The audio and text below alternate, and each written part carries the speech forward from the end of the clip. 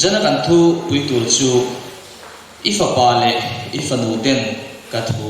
an na shilang shilong na thil pek le alo kal voi hi na ti ani don ani pathian thu thiang him chiari ni lawai tha joela bung ni chang som hi pariat chumi nuwa chuan hi ti hi alo ni anga mi zong chunga ka tharau ka le anga ti chuan in fa pa te in fanu ten ka thu an shilanga in putar ten mumanga an manganga in tlangwal ten in lar na te an hu anga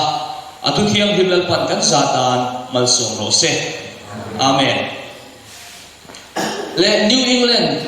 January ni som hi le panga sa khazariat som thum le pasari kuma thil khen chuanin mi pui abar khi em maya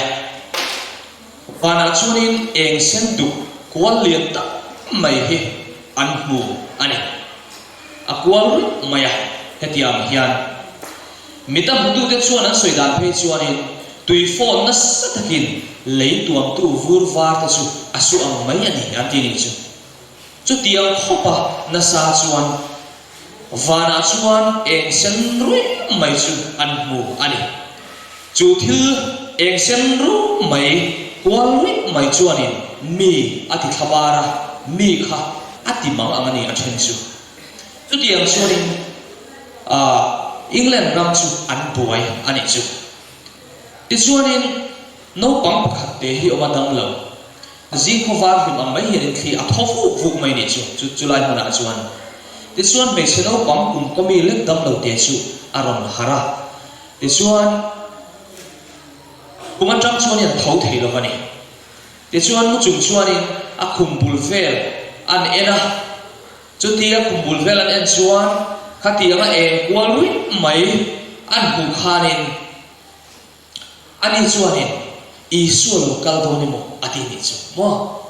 mitam takhaw an khuzoi zoi lai khan he no pakte ro hi chuanin a hlau ve reng lo isu lo kal tu re mo ti in lim em mai alo thir ve thun ani chu ta chuan July pakhat kan zir tur chu lali su Krista lo kal le turatan karin buat sei lo chuan isu lo kal le hura hian a hlau zinga kan tilang ti hi lo me ba lo takalo dong tu lo huak tu kan ne hi apoi mo tak zet ani purit le lungai na mi alama khilo pui tak lo thlem tur chuanin chu lo pang te thin lung chu ati phur em ani asa chu he khobe la chuan dam lo vin oma amua thau thei bok si lo wa achunga purit zong le alungai na zong sut kian hun tur isu Krista lo kal le hun tur chu a ha khal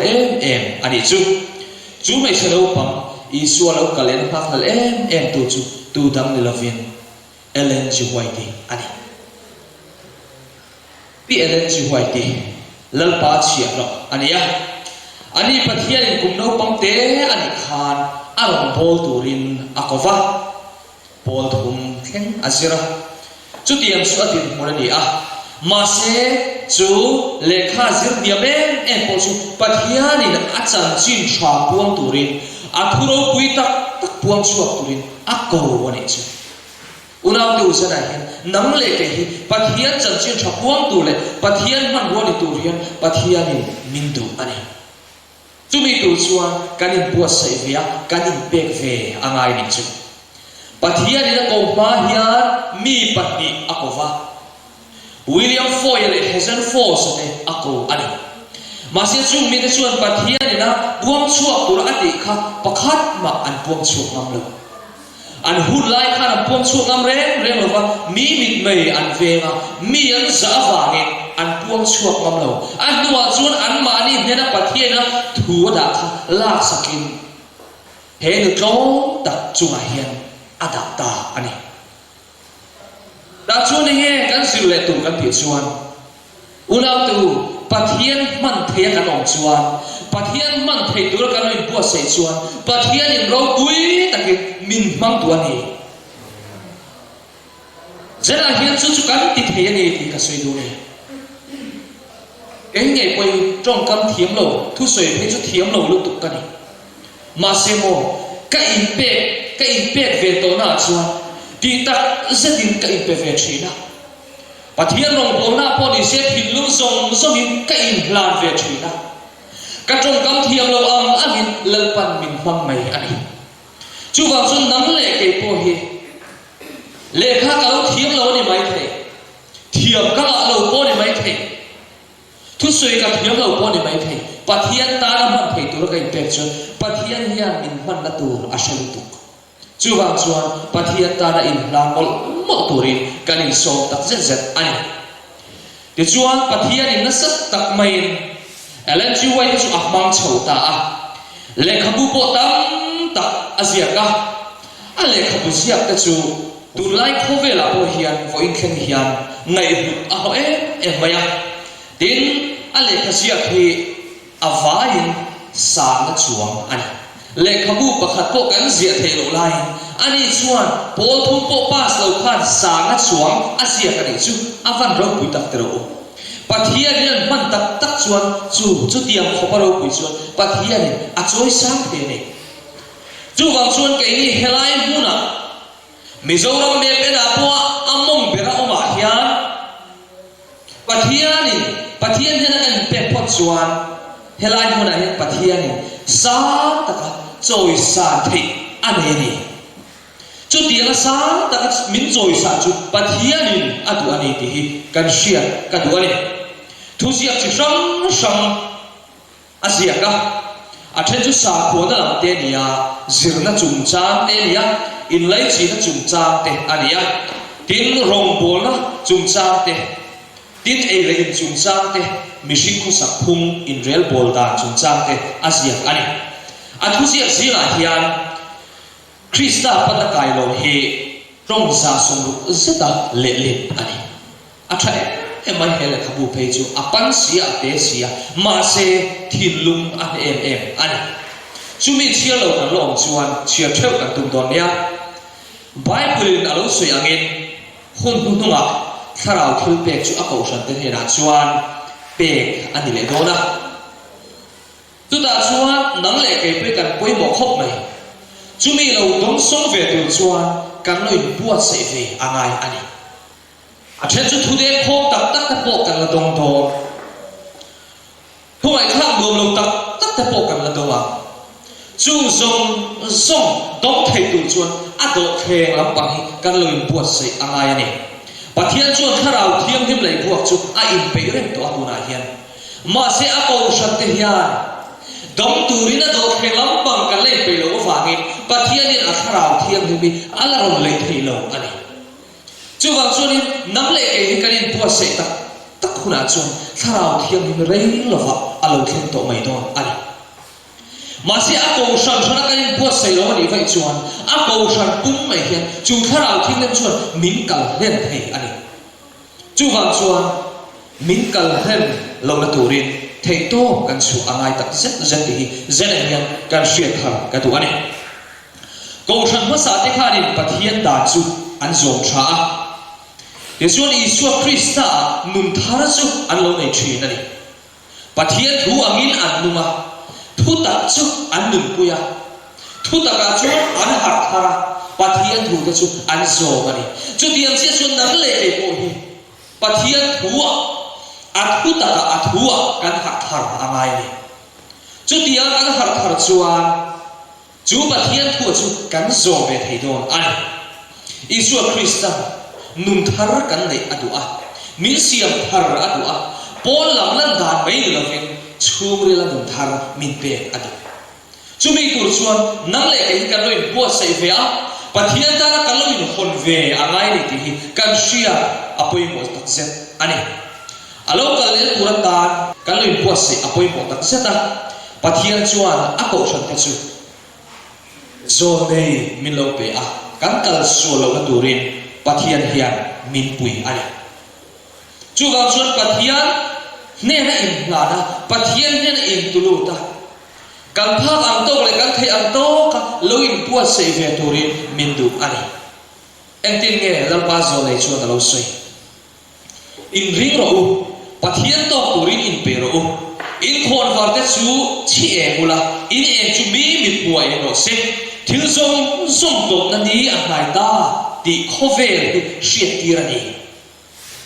zene hinu na tu ke ni lo po hian ho chan chin trai an puang dar sar chwe ba an ni lan chua pui char chwe ba ni chu mi si ma chuan tel ve turin pathian in min du a he chan ho tha le poi mo tak mai hi bo pel lo turin thei to i chuang u he hun mon to taka hian ti hian al pa zo le chuan alo soya nasale zola bible chiara trong tra ne in po se turin min du a chu tiang zelin zirtila diklo khi pui hi hei ai na sa zo khi alo len do da wangin in so ke turin min du ani tiang hian en tila kan soima pi pu oma pi pu kan share tro ta chun kan white tree na ni ti chuan ai the na zoi te ai the lai chuan vuan lo te pon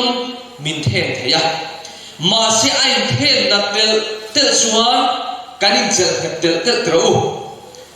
nasal tu ka ti hen do chuan a nge thei am berin kan tla ko na turin kan zel thin chu tiam chi chuan nang le ke hi to na huna kan om to a hun mor ta kan ding to a kan om to a chu wang chu zir ti na diklo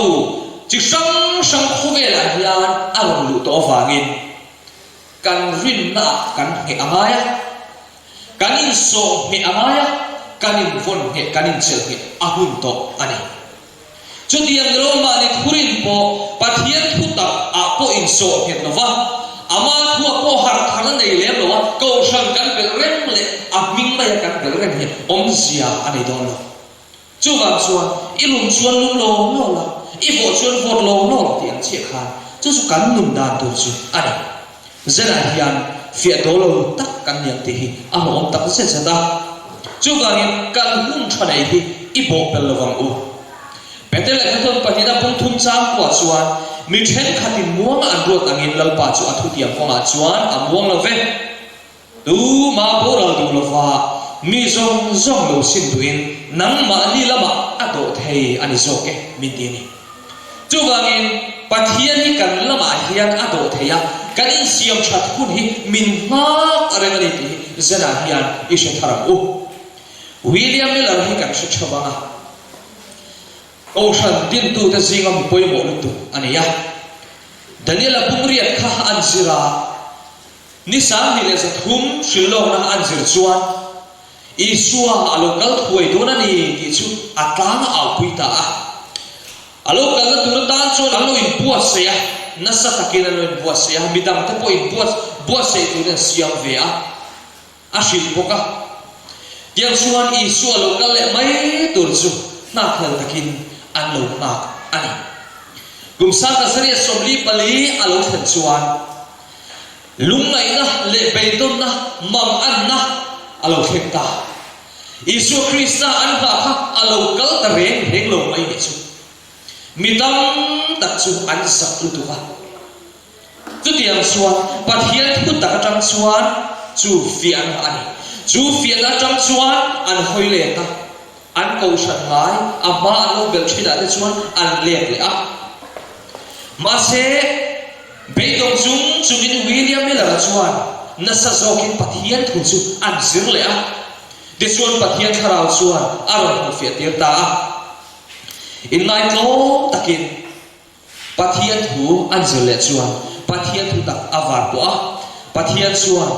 a om zia aron shil ta ani te chuan a be si ne chaw to tak chu tinum le isua lo kal le tur chu an lo la phak le fan mai ani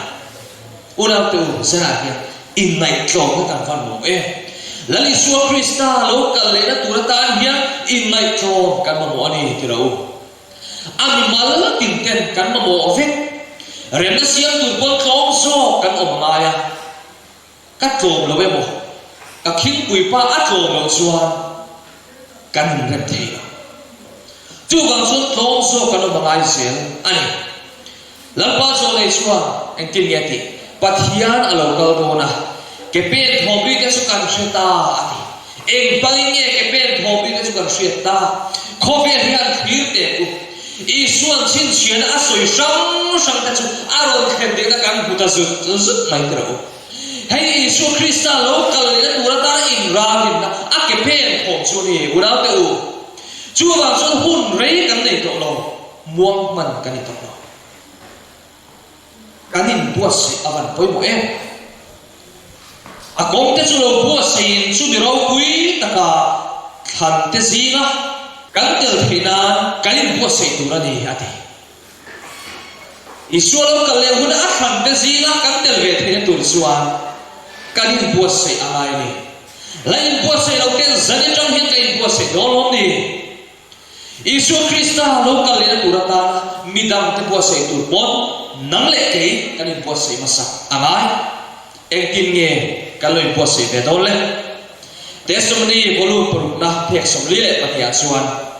in bum khat lo na ring tu te zinga in hir ho na le neu ne aum chu chu ruan hum chu a the the lo va buai na chok chuak tu kan yang ti lo om tro mi rem thei lo nei tak kan yang ti avam lo om tak em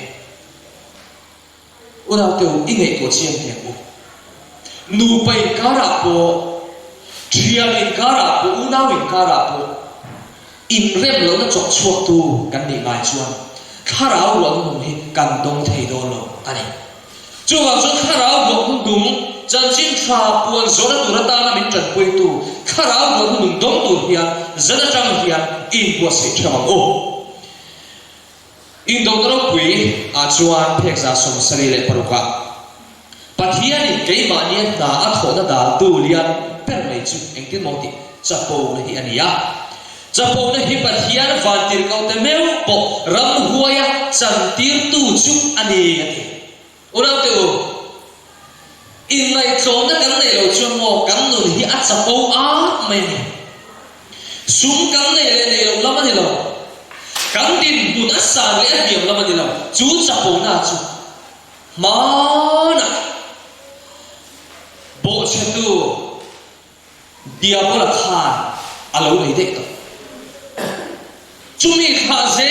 chuan vo in ni khen hian ke ni khen hian min hong ta ani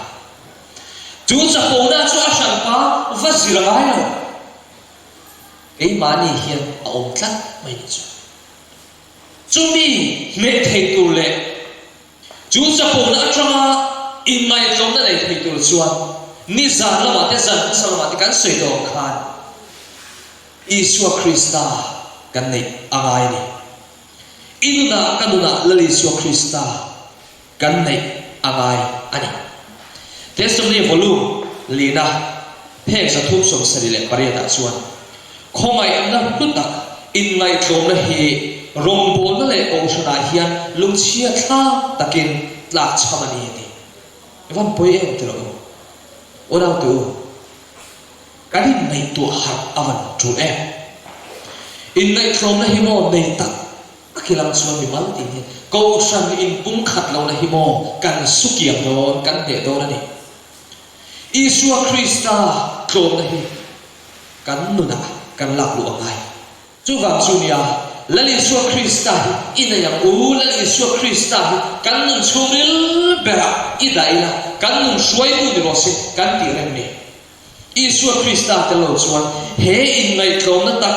tak hi kan nei thei lo rom bol na po buai na khen tu kan ri ngot do na eng ko ma po tlom na kan nei lo chuan buai na chok chuak tu kan ni sial don ani avai yang sial hong o dan ang chawa thil tia mani fel do ka inaya mani hlotin na te wan pui na hi ra khat te hi Krista tharau ta cham em si te an ni a I si na te thi na te choi moi cha na te le lar du na te in at hunu na hetiang mi te ang re ma van ram khat zo an omlo ati amma sapper men ente ule dan ang chawa thiuti dan ang chawa in khom dan ang chawa kan chan vo len thin te he ang hi engtin moti rồi mồi cha te lar du na te in athu na hetiam mi te re na vang ram tak zo kan lo wa ti ni chu chu wa chu kan in khom chin te hi dan ang chu in khom hun to lo na te u thil lung le ti tak se ta kan in khom ai tak nan na pathian kan so mai to ni mà sẽ cầu sanh sung nhận em tiền cũng cán cầu sanh sung hi lâu cầu sanh đắng khó thằng mi để cầu hi hẳn em tiền cũng cán sao lút tục anh này cán del chút này chú văn chú học cần lại đi học nó cần lại bắt hiến cầu lom hi cán mà một tổ đi chú thì dùng chuông he thì lại thứ bản hệ khát xuống na cán là tỷ để khăn mình là del rít lệ là chó avan buổi khác em rồi trở lại từ in ngày tuổi chiang rồi ihun cha bắt hiến ta đã ihun cha man tur zong zong em nghe em rồi xin lệ tu này buat sẽ là họ mấy ihun iman là sung khan mi tam tak anh buat saya chu hậu để chuan mình là lệ bền đó tu na hian Adventist kan kan ti mai thei Adventist lo tang hian Paul dang tang hian pathian thu tak la shasi tuak si lo pathian a engan hu ang kalte pian thar na dik tak sang hi mitam tak an omani chu ho chuan kan in po se lo chu kan tin hu min la lo kham do min la lo la do ani chu wa chuan in po se do ne kan in po se do ne kan bot se angai ni dan am chawa thil ti hi kan ban san atula ko shan ta na kan tho te na tlang kan ti te ko hi pathian ta na kan ti isha thar ku ne in thil kan ti tura ni lo thin lung le ti tak se in thil ti thri ni la mangai na ne I pek suak tong u na te u mangai na ne na kan ti zel chuwa chumia chuwa ekte kan bible ti le mi ten kazirdir inni ti am shat henga ti chawani chuwa lani chuwa Krista hi kan na alal pera mangai la ne na rong kan bol sak ton huna mi ten eng an kudon ani chodom le umora sualzia kan sri atira u te chuan pathianin mai alina ron har ta a te chuan no ta chung kwa an suaka mà sẽ nu bể rõ chuan khovel thil khalaya non chen na sum le pai ho sak na a thak la wang khan a hoi kir le a chi khona a changai una ti hoi kir to lo palam pan tu kan ni ti zena hian isha thara u he sodom le gomora sual se hi kan sia a chu ai sual zo chu enge kan ena kha tu bul le zo le te phek za som sere palia chuan khovel chandam tu chuan Sodom le Gomora suan ai na sa zo aom ani ti apuanga ati changjin tha som nei misual te sim tura ako na sia ngai poi mo lo tu te chu pathian ne kwa Sodom phai ko la cheng ti ai an su zo ani unang ti u zen a hian Isu Krista chuan kan thil ti thin thalo te sim turin min ti a chung som chu kal sara pathian na za ibla turi min soma kharau thiam le min fan me lai hian kanin pumpe mai don lom ni tro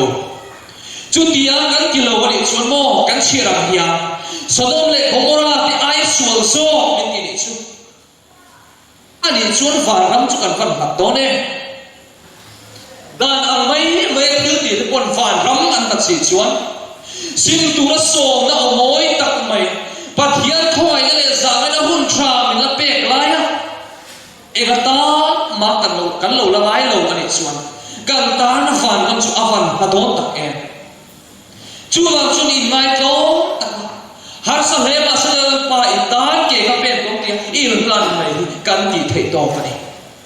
chu ai lu chu aum lo suala ril le suala oma pathian sia athupe te pom inti an nung changle ani tinuna Krista phatu te hi anti ati hange to te ku lali so Krista phatu te kan ni velo mo ngun takini ngai tu ang utero Isu Krista phatu hikan yang ti akan na tak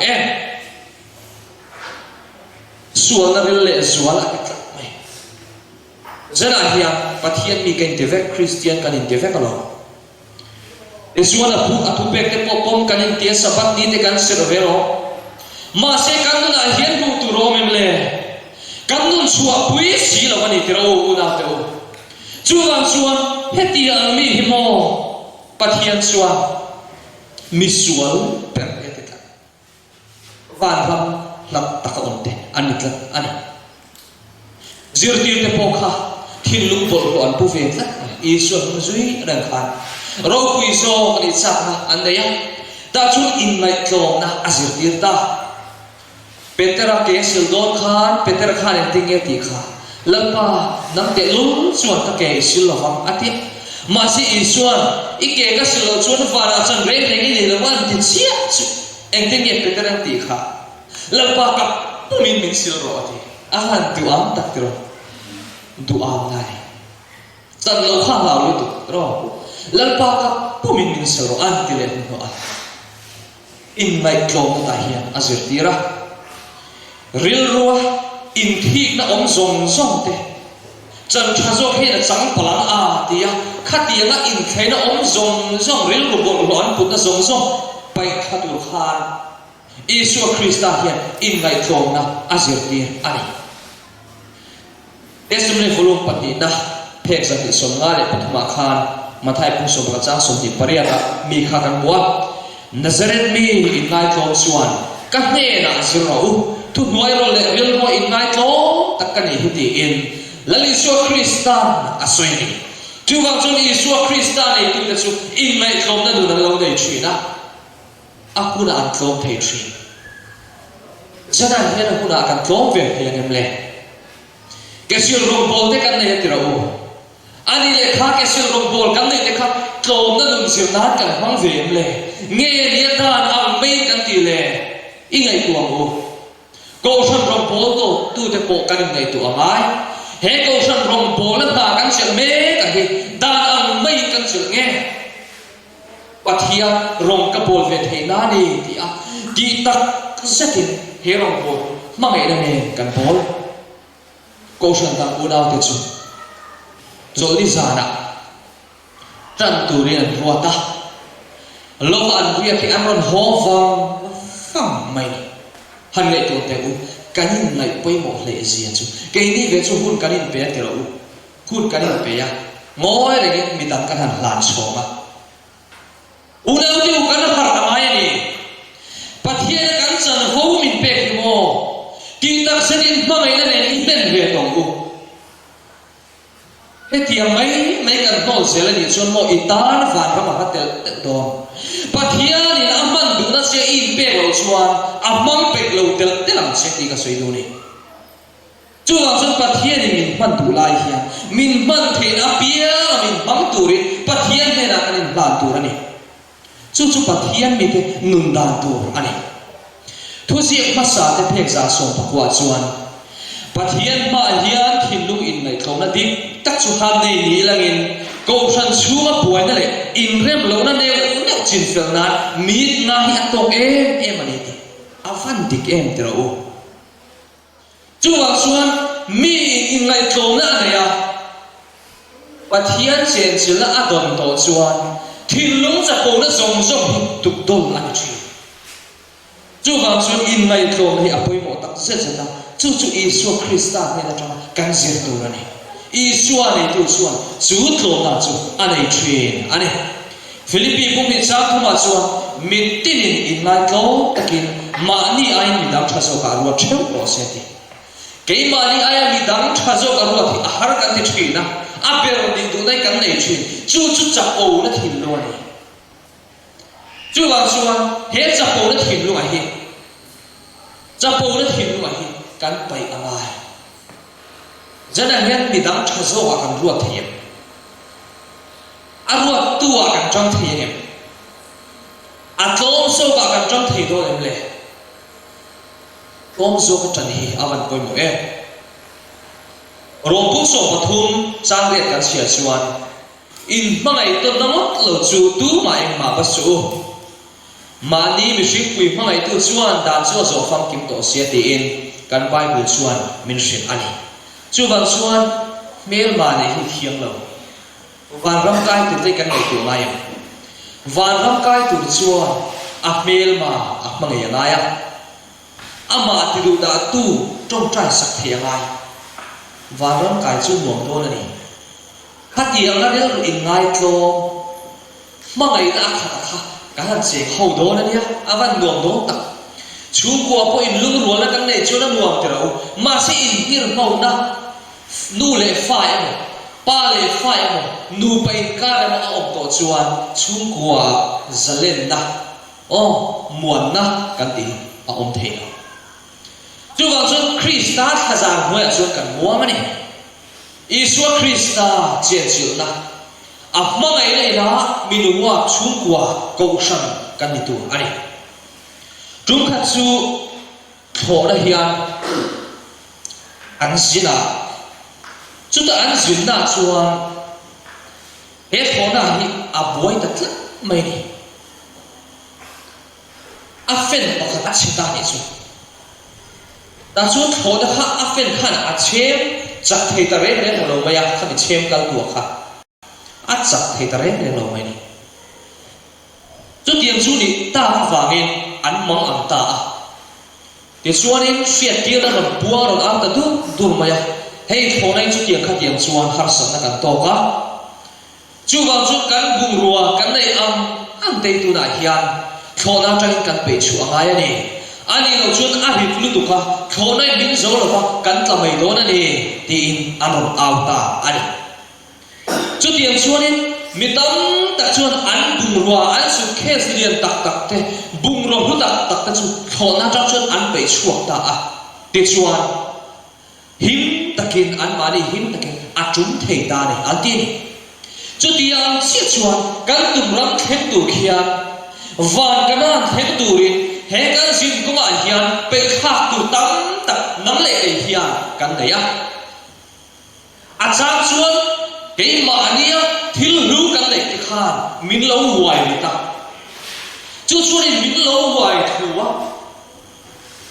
kal thei lovin ma so thei lovin min lo siam thin ani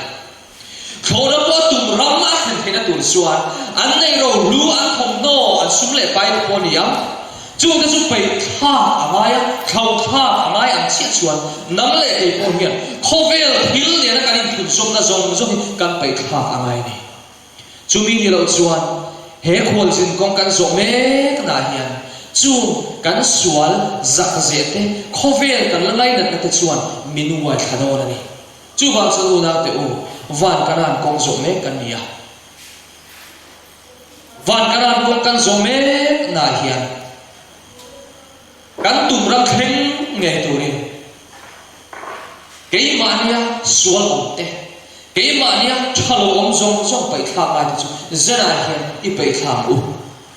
chapau thei kan reng reng lo tro han em te chapau thei kan om lo re kan che na khovel hi lo en ta ila hei hei te hi dia kan khovel hi zir sia chuan aro pui em maya pathian thil siam isuan he khovela te hian chu ta po ram kil khor taka a kil khora po a mong pera kan lom suya kan om le a pil rilani chu tia te chuan kan om via ke kani kan lo lai ti ve su mo asa tha tu ni han en te u Jupiter te Saturn te Uranus Neptune te hen zong zo han en ta ina ke ni an nan lian lu tuk tro cái ni planet về chơi để đâu thế này à à tổng tiền lấy ô hết ta thấy chuan hay ai liền nó lôm lấy ai cắn chè nó chơi hay thế hi lâu này á cắn em chơi lắm ni hi anh liền em mày à ni sẽ là liền bui chụp cái tờ po hay ni là cả số à thế vàng vàng này đâu ni chuan cái ni chơi hay lại đi để cắn ni ni chuan mà sẽ chúng mi các chuyện của chúng bật thiên thì mình sẽ đi lỡ vào cái nó sẽ nắng lệ cái chút tiền planet thế chúng mi thế chú mà có chuan mò ram kil khor taka chủ ram kil khor apo among lu tu ka bật thiên thì mình lâu sẽ về để chú avan rong đi taka chú tiền chú căn lâu là chập bầu về nè avan hậu tak từ đó chập bầu thế căn lâu gom moi tu kan ni pathian min ba ngai ro pui lu tuk khimo kan don chien po le kan nei to chien po chu kan van khom tak em ti chi kan nei to chu ka chu wa ngin se lai hian in mai khom na tak kan nei amai ani heta phei chuan kan khovel po la pha to lo ni chu actors ti hi hei an lian bera hi eng ber RC zinga eng ber som pangana ani heta phei chuan hei ni po hian en teu không en ni am to lo kan khovel phei chu lang to lo chu tianga chuan kan chenga ai planet ro puilun tu mai khovel hian tam lu tu ma se sumi po chu pathian min pangaya sumi tan chuan a pa Yesu Krista aron la na chu lalpa fakinom ro se nam le ke hi pathian in lo mangai vel mo mai hi avan mak em tro atana dum lo thei kan van lo em zena hen kan ngai tu hara kan har thar hi apoi mo tak se se atul do ani he van khu puya hian kan zawai hian pathian chon kan lu adua chumi kan lu theina na chuan nam le ke isua lu tuk mai hi Isua Krista chuan min ron kon sakta a Isua kan tan huak thitlim na ni a ana em ani kan tan a tok na hi mo engtin nge kan ti am soi hian a siak lo analu tu kani ling kuman khum tira thi sen a luang suaka chu su tu tan mo itale ka tan ni kan suan ava ani itale ka tan cross alo to a he cross yu po do ni lang mo kan ku zo do lo cross hian min dan sao kala chu zong chu Krista san a mangai ra awangi min kan na turin aron tuara ni chu unang teu pathian min mangai ni aro puilu tu ani chatuan nunalang khum kan nei the turin itale ka tan he zong aron tuara chuan chun nang le ke hian lalpa tin ante ra hian kanin hlan mai do lo ni engtin nge lalpa zo nei chuan alo soi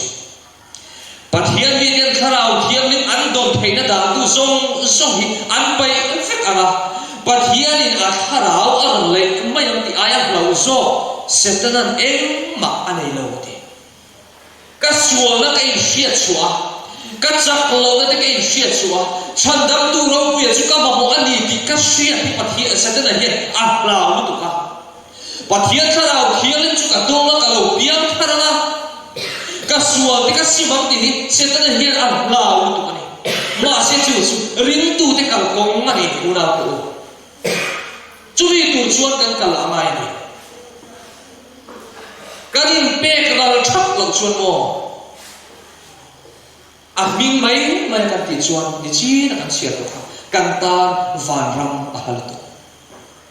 he khovel hun mor to ta ka hian thalai a bikin nge so in lo ni do nang mani rin puilo in nei ani fai chuan mo in kharau nu asang ngai lo ti ka soi in lo nei ni pon la Isu Krista mi in hlan ngam avan poi mo Isu Krista minga in kal san ngam avan poi mo tak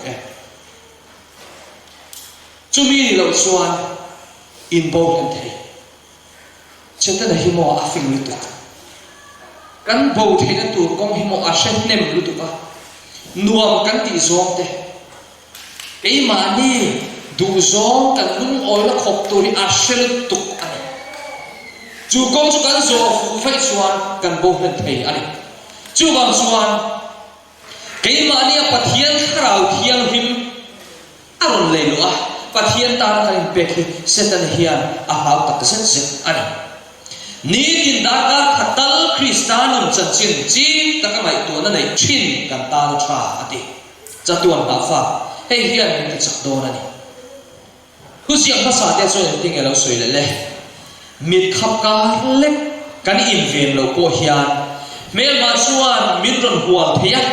thim thil ti thei na chuan ne mai lo thon om takin kan om thei thim thil ti thei na min ne mai thein kan in ven reng lo chuan kan om thei ani chuan zana hian khoya nge kan om heti en mai chuan biak ina kan om lo ma se kan om na dik tak Krista kan om em ti in zo cheba ku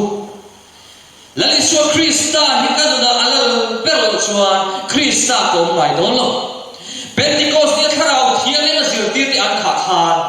em tin ne kha mi dam khan lo ku le pui thiam te khan an ni chu Krista an om to ti thak in kan na hian mi ten ani chu Krista om to ni min ti ve do ne mai an ti thei tur hian kan lu lai ni una te u Isu Krista lo kal le turata mi dam te puas se tur kan ni lai hian ke ma ni po kan lo le puas se lo ani vai chon apoi do lu tu ni i cha tuan mu hi thil ho mai Israel phal do nem ni i cha tuan nun akha avan hu e i cha tuan nun Isu Krista thi sa na wa i chan kha pathian lu lo zo thil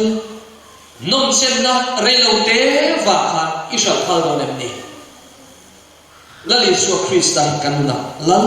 ber sen Isu Krista chuan zara hiam ikhim lung kong khar aron kik eka ka fa lo horo ihne na Zambia kei do tin min so mani upona chuan tinge ti le ngai te kong khar bula dingin ka kikhi tu point ka o sia kong a hon chuan ahne na kalu tama ahne na Zambia kaya ani point ka hne na ai bo ngati una te u zela hian lali so Krista ta kong i hong don lom ni atan in la the don lom ni Isu i local le turata in buas sein midang ta po buas se ve turin itan ka ben hani kan the don lom ni